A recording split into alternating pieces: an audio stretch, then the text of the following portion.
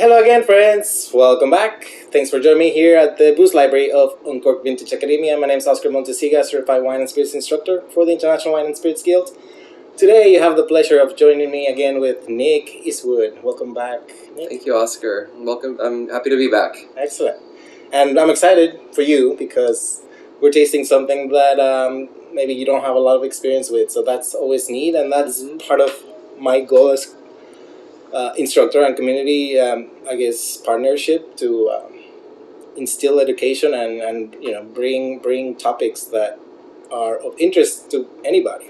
So today we're tasting Sotol, Sotol from Mexico, from Chihuahua. In Mexico, Sotol has denomination of origin since the early 2000s. And more we are starting to see Sotol in the market with a lot of different brands. Today in front of us we have Flor del Desierto, which is a brand, but they also produce different sort of expressions, if you want to call them that way, with different Sotol species. So Sotol is hone it back a little bit. Sotol is made with a plant called Dacilarium, which is a genus. It's really a genus of plants. And there's about 22 species of Sotol plants, or Dacilarium. In front of us, we have two different species, Dacilarium leophilium and Dacilarium wheeleri, or Wheeler's Dacilarium. Today we're tasting the leophilium, made by a Master Sotolero, Gerardo Ruelas Hndz. He's like third or fourth generation out of Aldama in Chihuahua. But you can already see that within this one brand, there's several different aspects that you can consider. One is going to be the Maestro Sotolero, whoever is making the spirit themselves. And then the other aspect may be the species that you can consider, one being leophilium, the other one wheeleri. And another third aspect we're going to talk about right now is, for example, this white label is called Desierto, which is Sotol from the desert. This label is called Sierra, which is Sotol from the mountainside. And this third expression is its own classification, which is a Sotol that basically sees an infusion of deer meat through the vapors of distillation. So it is sort of like a flavored Sotol, much like you would make gin in a way. So you have really a lot of things to play with or consider when you're looking for Sotol that is made in the traditional way from the traditional place of origin. 3 states included in the deal includes Chihuahua, which is really where the bulk of Sotol is made, and 2 neighboring states, the state of Coahuila, where I'm from, and the state of Durango. And you have beautiful mezcal coming out of Durango. In Coahuila, we really only make Sotol as a spirit. And in Chihuahua, they make Sotol, but they also make sort of declassified mezcal, blending sometimes Sotol with lechuguilla and a few other agave species. So it's fun to look at the really world of possibilities in the world of Sotol. I'm very excited to taste it. My experience with Sotol as a category is pretty limited. As a wine and spirits retailer, there are a couple brands that I've tasted and sold to customers, but I really have not tried too many that are from, the heart of Mexico that are, DO. There's one local brand up here that I'm familiar with that it is not DO, of course, because it's made in Texas and not Mexico. But that's really the extent that I have with this spirit. When customers ask me about it, all I can tell them for the most part is, oh, it's kind of like tequila's weird cousin that stayed home and didn't go to college. It's rustic. It tends to be rustic when it's made in the traditional way, just because it's so artisanal in a way. However, there's definitely also pioneers in the industry, like this Master Sotolero, Gerardo Ruelas. He created a Sotol within the last year or two with solar power. Wow. So he's avoiding using firewood to really keep in mind deforestation in the area, being such rural communities that are hot, arid, little vegetation and fauna, flora. So they're trying to use a resource they do have, growing Sotol in greenhouses versus wild harvesting, and use it in making it without burning a lot of fuel, natural fuel. So I think it's really a great frontier, and if you'd like to learn more about any of these, you can join me for a level 3 or an advanced agave spirits course with the Agave Spirits Institute. Yeah. With that, also something I do want to point out is that the genus, the range of genus for Bacillarium is really big. It grows from the southwest of the United States, northern Arizona, even maybe Colorado, Utah gets some. But it grows down all the way to Oaxaca. And you can find other spirits made with Sotol plants, not called Sotol. For example, in Sonora, there's a spirit called Palmilla, and that's their local name for it, Palmilla. It is made with Bacillarium.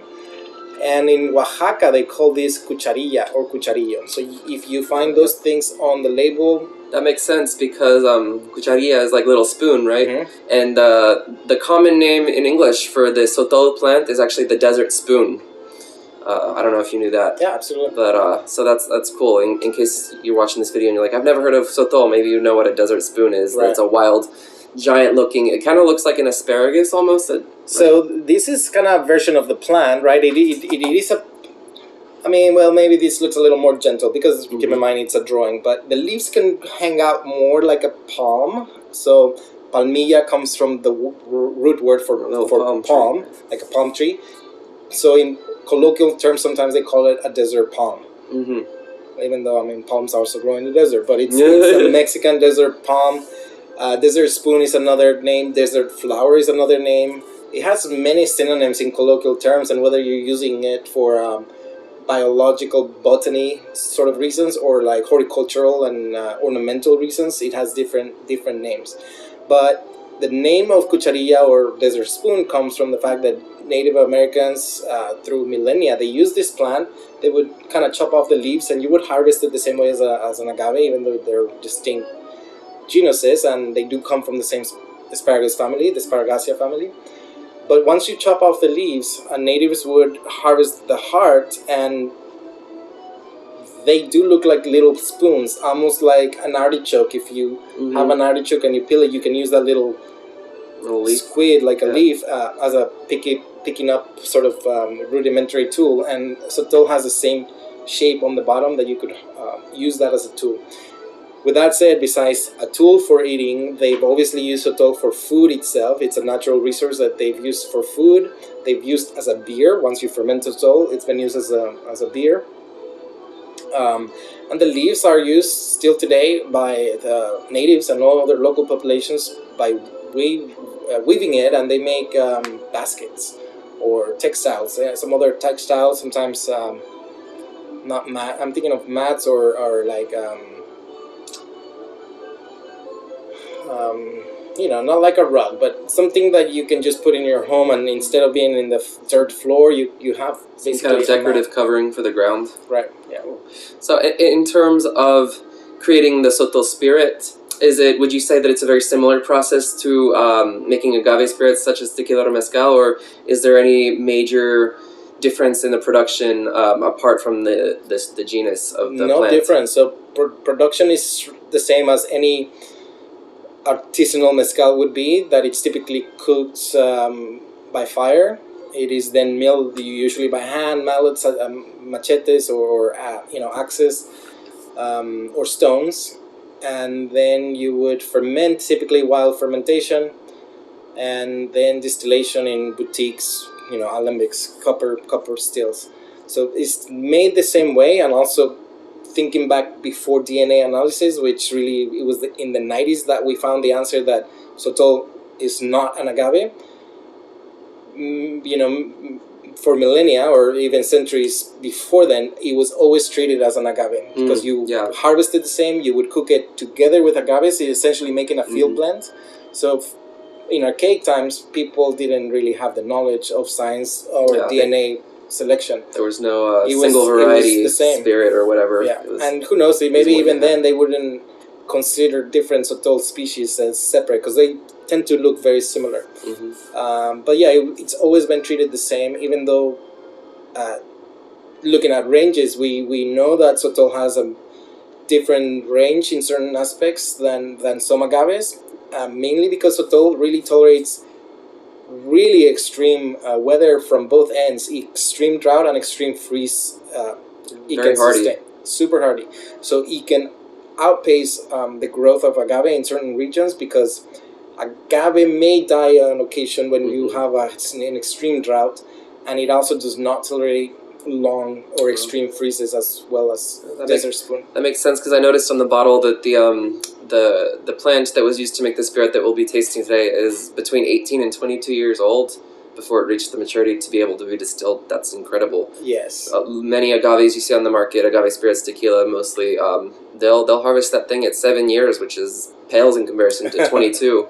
Yeah. It's crazy. And that also depends on the agave species, but the range is 6 to 35 years for agave spirits before that species matures, throws out the stalk and flowers. Sotol is different in two ways. One, the first time it matures, depends on the species, of course, but it is that range of 8 to 12 years. And then it throws the stalk and it flowers, but it does not die like agave. It will flower several times in its lifetime. So even though this agave species might have matured the first time at 12 years or 15 years, it will, the flower dies, but the Sotol plant's still there, and then it will flower again maybe at the 5 or 6 or 8 or 10 year increment again, and then again, and then again, because it will outlive agave. Sotol plants will live up to 60 to 80 years. Wow. So, yeah, pretty archaic. It is also a little bit more primitive, because it does not clone itself through shoots or rhizomes or root systems. It will only reproduce by seed. On that note, let's give it a taste. I'm so excited to taste this. I hope you have Sotol at hand. You can taste with us, and let me know what you're smelling. Wow. It's very aromatic. You just know right away, smelling this, that it came from something green, that this plant had a long life. You can taste time when you're tasting a true ancestral, archaic, artisanal product of agave, whether it's a mezcal or a Sotol. You can taste the time that it takes for the plant to mature. So for me, it really shows green, savory, menthol qualities like thyme and menthol, eucalyptus. Yeah, for sure. The eucalyptus is not one that I had written down. When I give this my first initial pass through of my nose, I'm definitely getting thyme, like THYME. The herb, I guess you would say. Like French thyme, because I was talking about TIME. TIME, like the time that it takes, but it smells like both, like thyme and thyme. I'm getting coriander, some cucumber. Yeah. There's a little bit of artichoke influence, maybe some polished leather, like wet leather in a way, and also a little bit of the desert influence, which to me shows a little bit of wet clay or wet chalk. Yes, I was thinking chalk dust for sure.